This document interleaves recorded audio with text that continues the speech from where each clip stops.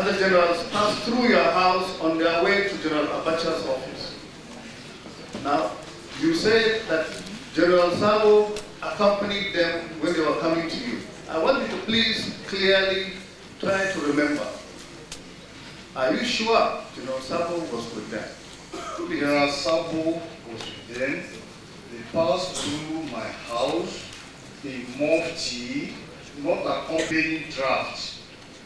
General Diya put it to you that on that very day, General Sabo was somewhere presiding over a wedding and did not come with them. So you mean it was not even at He was not. It was not at Abuja at all? No. He was in Abuja but at the wedding and did not come with these generals to see you. It's not there. It's not true. Very well. Now, General Diya, when you were in Jos prison, were you given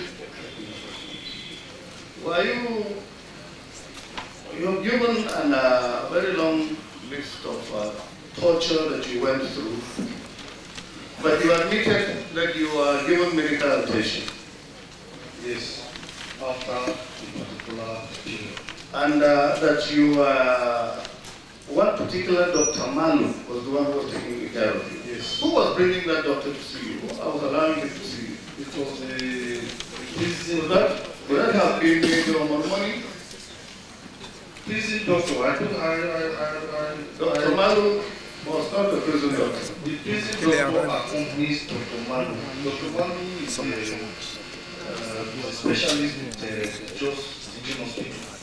Why is doctor accompanies to see me? Were you supplied with toiletries, that soap, toothpaste, and others? You are giving bath soap and you must last 14 days if it finishes. Use your hands to bath. Were you given the goddess water to drink? I mean you, General Diya. Yes. You were given the goddess water. I was grateful to tribunal since they gave me some water. Were you given the sweaters, a cardigan? I was To protect you against cold. I was not given sweater. They gave me sweater long after I had received beating.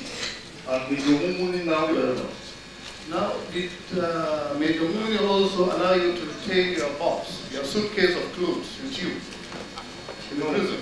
in fact, that box I have not seen it up to today. It was not with you in the prison? At all. Where did you see it last? When I was in Kuti school, the controller of prisons in Jos came on a visit to Kuti school. No, when I was in Jos, I didn't see that box at all. At all. Yes, that is true.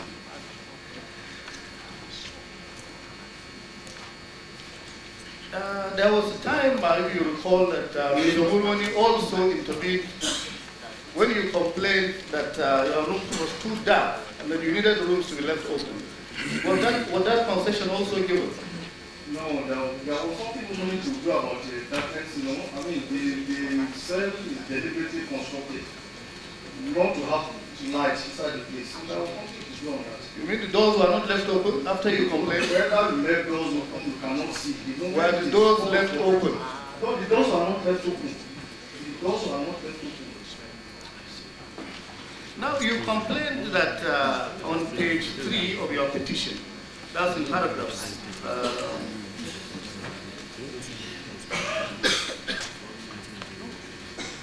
In paragraph 6, if I may read it to you. From Abuja, where I was also denied access to radio, television, news, or communication of any sort, I was eventually moved out on the 2nd of January to Jos prison and put in a condemned prisoner cell. Here, in addition to hand and leg chains, I was also chained on the ground under the custody of Lieutenant Colonel Abubakar and Major Bashir Momoni and Sergeant Rogers. While in the prison, under whose custody were you? Were you not under the custody of the prison authorities?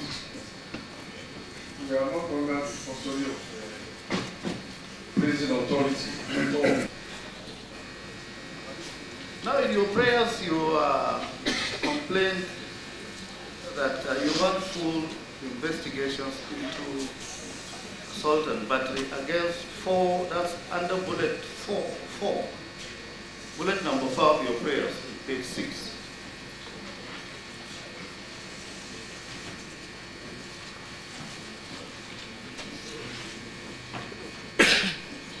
Having testified yesterday that Major Mormoni Bashir was the one who saved you from beating when you complained to him, and having now testified that he is also the same person who came to your help, are you still, is this your prayer? Are you still upholding your prayer number 4 that he should also should be investigated for battery and assault against you?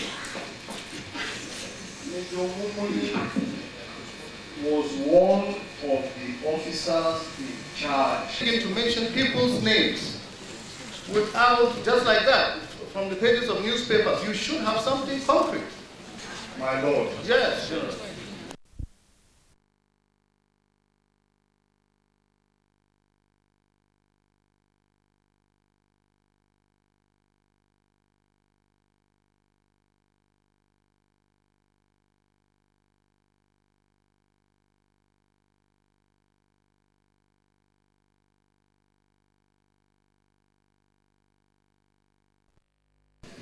And Abiola forms that party, we will recognize it.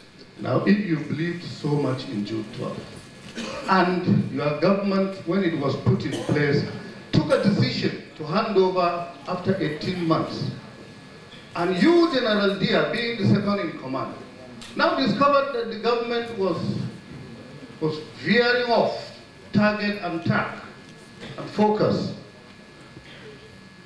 and it now was leading to 4 years, which is 2 years, 2 months, or 4 months behind target, behind schedule. Why did you continue in the administration? I can't, and you will repeat, don't repeat the same answers you gave us. Because here you are with a political focus, you believe in June 12th. You believe in June 12th. Okay. June 12th. If you don't want me to repeat my answer, what is your question? My question is, why did you not leave? So I don't want, you want me to repeat all I've said?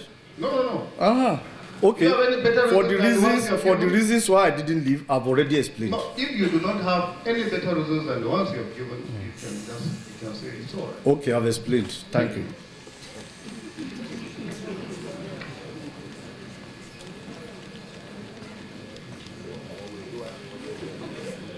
And in any case, I am putting it to you, General, that you could not have left because you had your eyes on power. You were already enjoying power. That is all what you are saying.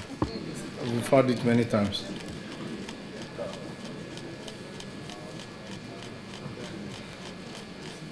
Now, where is Major Banjo? Major Banjo is retired. Where is he? He's in Lagos here. Thank you. What about Major Fadipe? Major Fadipe is retired. Is he in Lagos too? He's in Lagos. Do you intend to call them? For what? As your witnesses? On what? On this matter? I don't need witnesses. The facts are there. I see. Very well. They schemed and they removed the Banjo. They schemed and removed Fadipe. So what else? I see.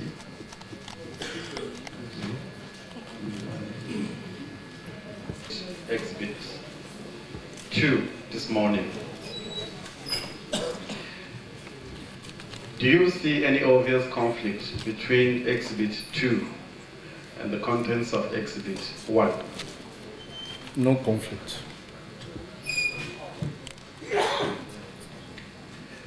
You had asked for general amnesty Yes. in your exhibit. For witnesses. Yeah, witnesses. Yes, witnesses who are ready to come out, own up, and speak the truth. No, you didn't say it that way. Okay, sorry, go ahead. You asked twice for general amnesty for witnesses who might have done things wrong during your government. You don't see that as being inconsistent with some of the prayers you have in your Exhibit 1?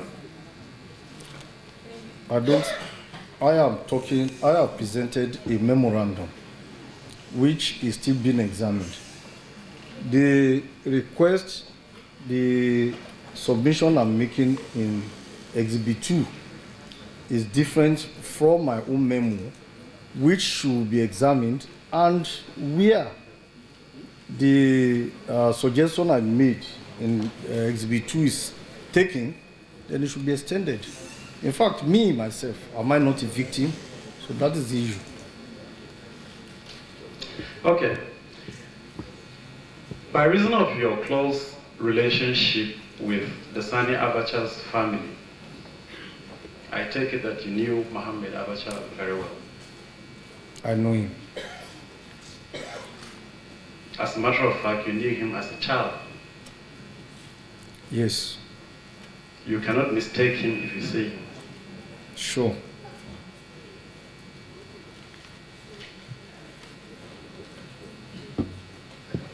Can you remember how many people came for your arrest? I can't remember, but I know Lieutenant Alaji very well and 2 other soldiers. 2 other soldiers? Yeah. I will be right that there was no civilian amongst those who came to arrest you. To the best of my knowledge, no. Mohammed Abacha couldn't have been any of them? No. Thank you.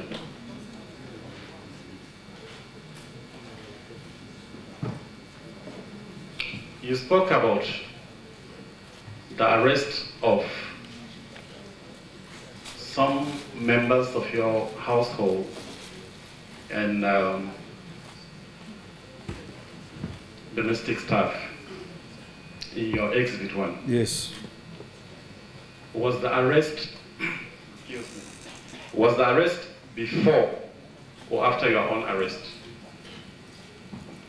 Mainly after my own arrest. After your own arrest? Yes. You couldn't therefore have been present when they were arrested? Yes.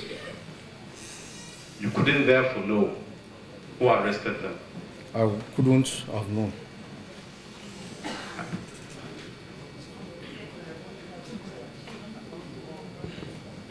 I am putting it to you that Mohammed Abacha was not part of those that arrested, those who arrested your domestic staff. The unfortunate thing I would say about Mohammed Abacha was that he was physically present, and I saw him torturing Professor Odekunle. I'm going to get to that, sir. Okay. I'm still talking of the arrest. Were you there when Mohammed Sani Abacha, or did he play any role in the arrest of those you mentioned in your paragraph 1A?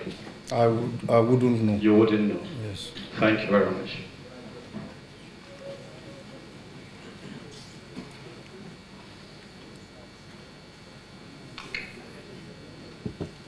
You said one second lieutenant, Lance Corporal Mohammed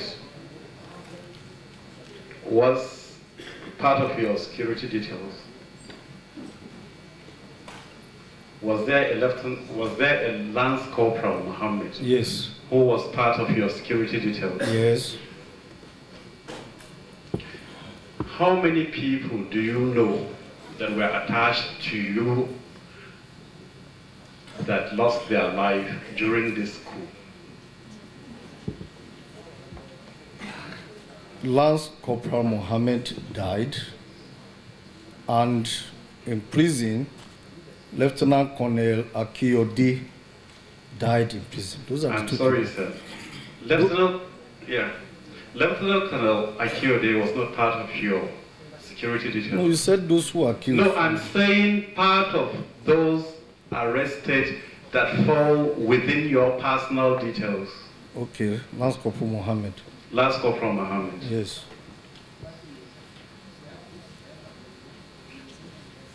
Sir, Lance Corporal, there was no Lance Corporal Mohammed attached to you who died during this coup.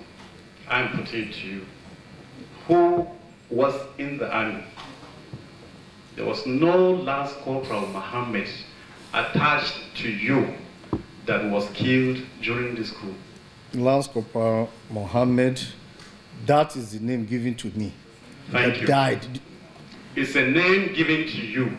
Yes, given to me. You wouldn't know, you were not aware the last Corporal Mohammed died. No. You were told. Lance Corporal Mohammed died, and I was told everything that happened. Eventually, I got to know. Didn't a Mohammed die? I'm asking you. I'm asking you too, because I'm saying he died, and you are saying no Mohammed died. Anyway, sir, you were told that one Lance Corporal Mohammed died. One Lance Corporal Mohammed was tortured to death, and he died. No, okay, fine. Did you know him? I mean, I wouldn't know every member of my staff. It's not possible. The soldiers are too many. And Mustafa changes them every one week or 5 days.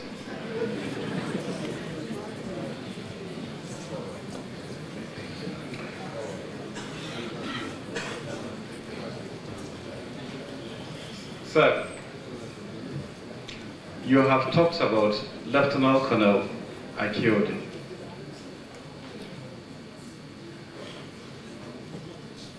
Where was he posted to the best of your knowledge? Where was he? Where was he serving before his arrest? He was working with Gerald Ziza as his staff officer or something. Wasn't he working with General Olaruwaju? That was before General Olaruwaju was redeployed. I'm sorry. Lieutenant Colonel Akiode was in Lagos immediately before his arrest. I'm not disputing the location. No. You asked me his appointment. I said he was working with Aziza at the particular time he was arrested. Thank you very much. Thank you. Now, the next question I'm asking is that immediately, the period immediately preceding his arrest, he was in Lagos. Okay, he was in Lagos. He was arrested in Lagos. Yes. He was flown directly to Jos from Lagos. Yes. Did you see Mohammed in Jos? I didn't see Mohammed in Jos. He couldn't have tortured Lieutenant Colonel Akiode in Jos. No. Thank you.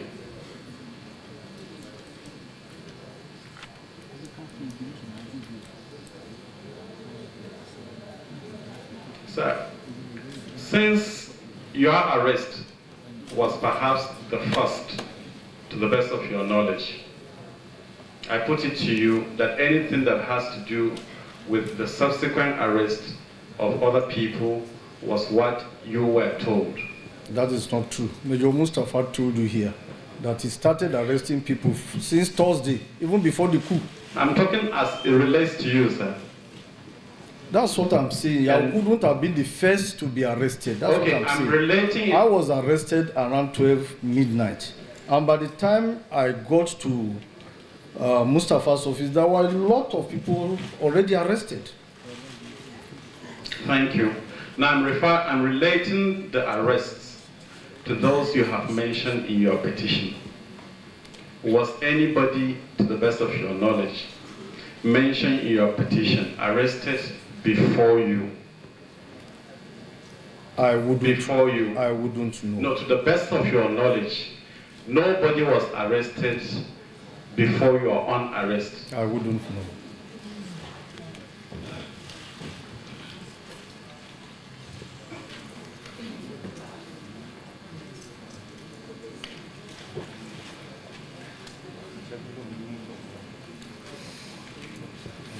I'm putting it to you, sir, that Mohammed Abacha never tortured any Lieutenant Mohammed, any Last Corporal Mohammed or Lieutenant Colonel Akiode. I'm putting it to you with all sense of responsibility. Okay. Thank you.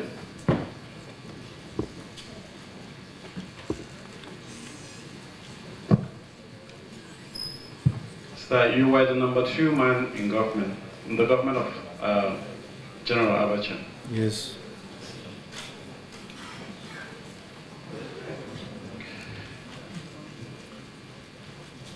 You were in government when, during the coup of 1995. Yes. You took part in the confirmation of sentences imposed on the convicts. Yes. Having listened to your testimony before this commission, I believe you are remorseful about what happened during for confirming their sentences. I said that, yes. Would you like to apologize to those you convicted? Yeah, one of the terms of reference of the commission is to reconcile people aggrieved with their victims. Would you like to apologize to the families of those convicted? Look, No. It's either yes or no. Simple. Are you talking of me as a person or on behalf of the then Provisional Ruling Council? I have heard you say that you believe in the doctrine of collective responsibility. Do you still stand by it? I stand by the doctrine of collective responsibility. Yes. Good. I am saying, as the oldest surviving member alive of the government of Sani Abacha, you don't think you owe this nation or the families of those convicted at least an apology? If you don't, you my say lord, so. my lord, do not push me. The panel is investigating. The panel has not come out with a deduction. The panel has not come out with a recommendation. It will be premature for me to make such an apology. What I understand is that as you said, you apologize to Chris Ajamu. Exactly. And we also read in the papers today the apologies of Rogers. He sat down there to do it. So let us hear your own version. My lord, sir, if there is anything I did as a person... Help you. The question is asking. Yes, sir. Remove collective responsibility as an individual. As an individual. Knowing that what happened in 1995 from hindsight was wrong, are you prepared to apologize to those affected by the verdict of the PS, the Provisional Ruling Council in 1995? If you are not, nobody is forcing you. My lord, I have said that by benefit of hindsight, after going through my own experience, I now know that the 1995 fake coup was not real. And I am making a submission that that same people who are in that coup are you apologizing or not? Simple. Sir, on behalf of the Provisional Ruling Council and the most senior officers surviving under that administration, I apologize. Thank you.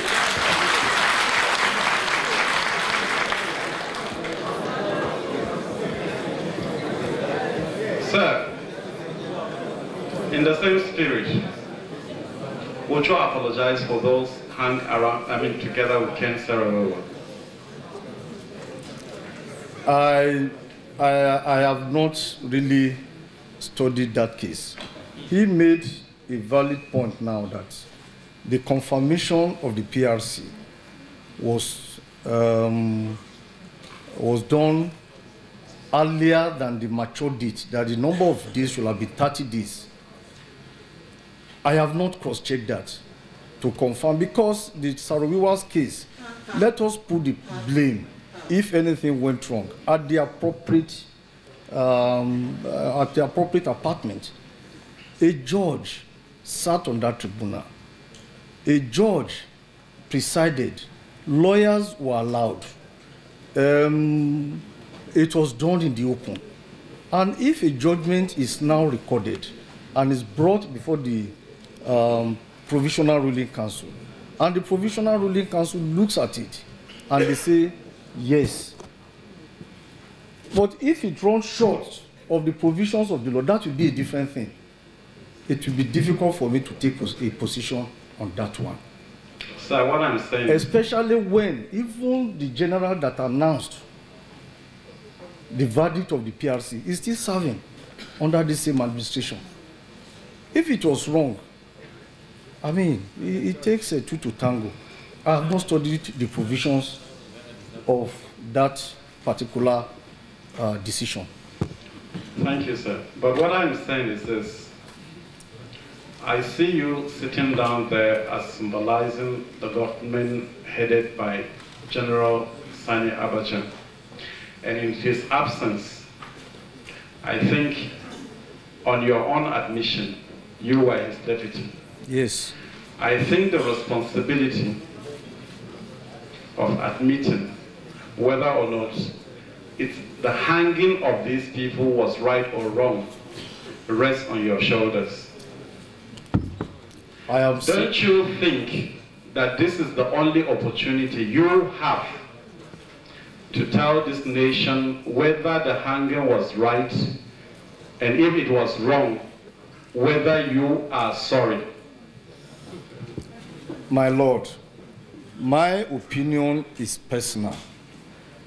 That Provisional Ruling Council... That's exactly what it's asking for. Yes, sir, but personal. The Provisional Ruling Council cannot be reconvened to say, look... We're not talking about the Provisional Supposing I apologize on their behalf, and one of them talks tomorrow and say, Diya has no right to... No. Well, speak for yourself only.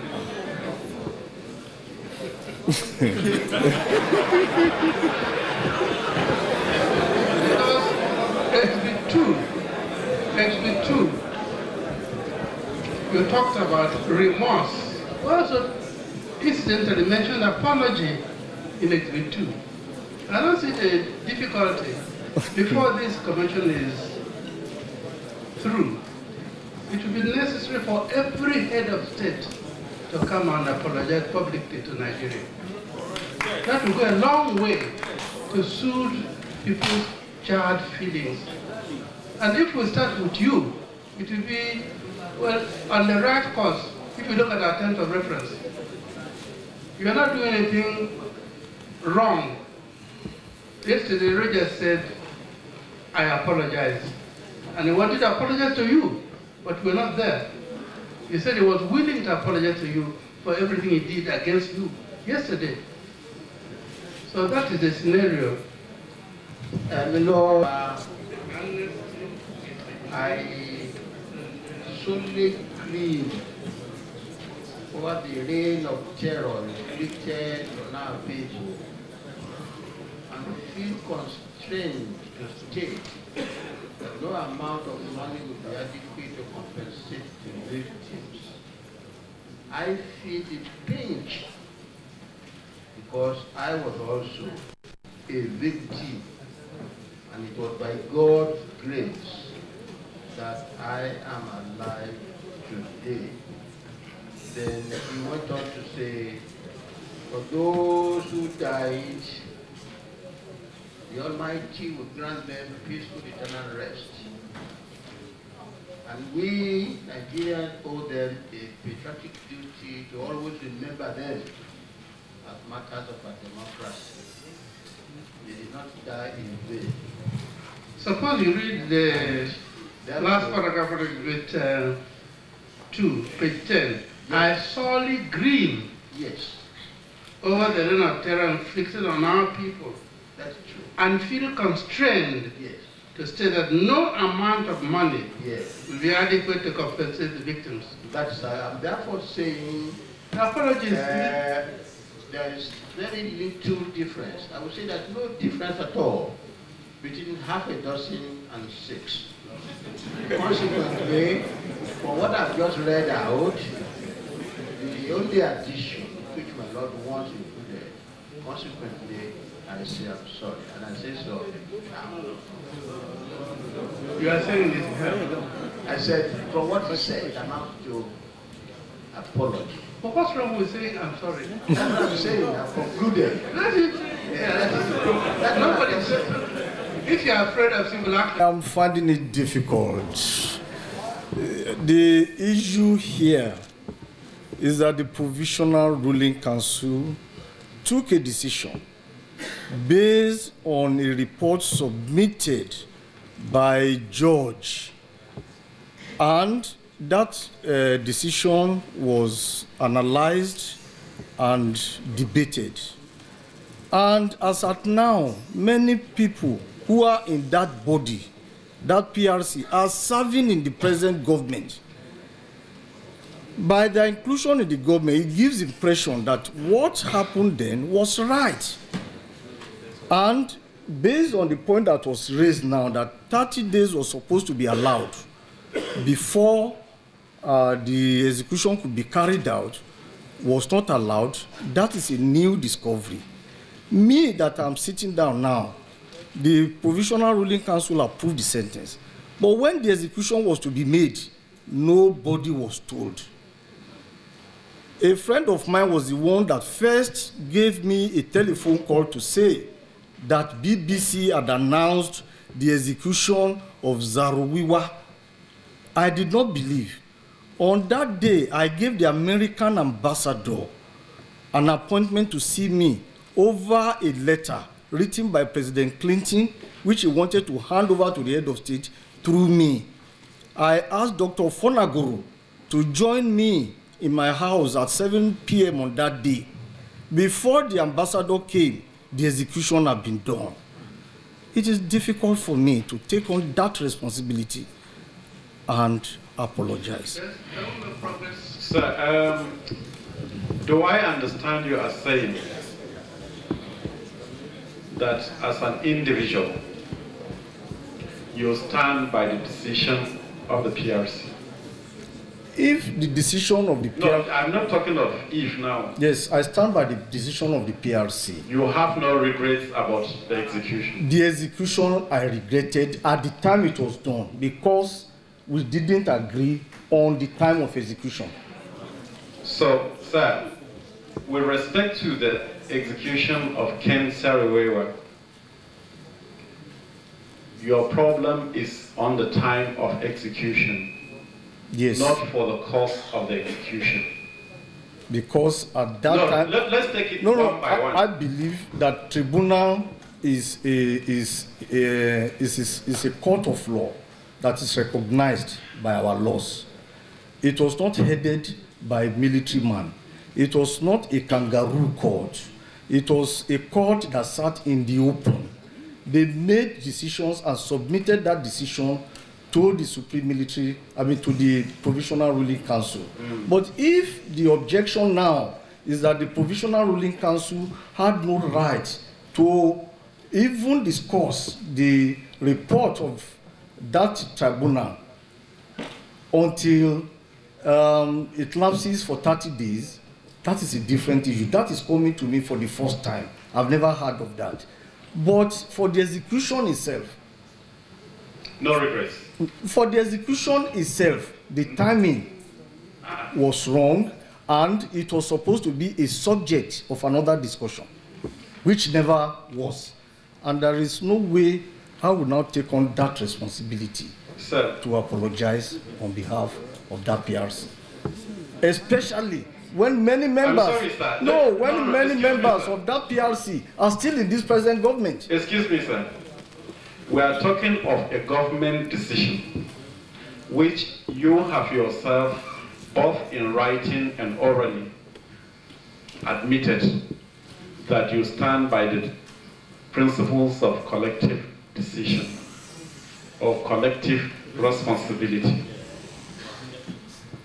My Lord, I believe the apportioning of blame in the Kerum Sariwa thing should be addressed to that judiciary, should be addressed to that tribunal. And in that tribunal, there were 2 judges.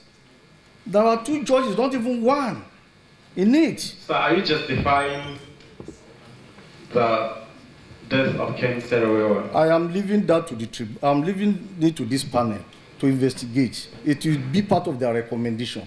If they now recommend that there should be an apology, I will be prepared to take on that apology on behalf of that provisional ruling council at that time. So as we understand you, sir, as you sit down on that seat, you haven't seen anything wrong. That is what you want us to understand. Legally. No, forget legality. Legally, you were convicted. You've made a point. That's only press. Thank you, sir. Thank you. He said it's a decision taken by the entire council. He cannot apologize on their behalf until he is ordered to do so. Thank you, sir. And in addition, my lord, he did say the decision was taken by legally trained judges, 2 of them, and they passed his judgment. And so that was which they acted. And also at that point, the Court of Appeal has 3 judges, and they can go wrong. And the Court of Appeal can be reversed by the Supreme Court. has not expired. These are only 2. Discussed. Consequently, the case was can go wrong. The Supreme Court can reverse itself. It is that true. Therefore, yeah, you didn't have that opportunity. Looking backwards, hindsight, he said the British Embassy came. Judge Major described this trial in very beautiful terms. The American ambassador, my lord, so give me an appointment. We're not looking back. With hindsight, it's easy to, but he doesn't want to be pressed. So leave him, maybe at the end of the commission's work, there'll be a recommendation that there should be a public apology. Then he'll be freer to do that. So don't press too much. Okay, sir. Sir.